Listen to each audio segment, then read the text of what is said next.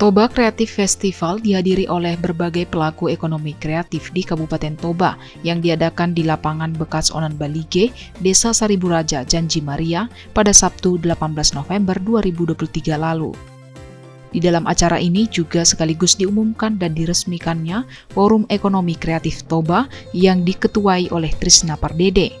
Adapun ekonomi kreatif yang hadir di festival ini ialah dari UMKM kuliner khas Toba, Kriya, tenun, gorga, literasi penerbitan, dan seni pertunjukan.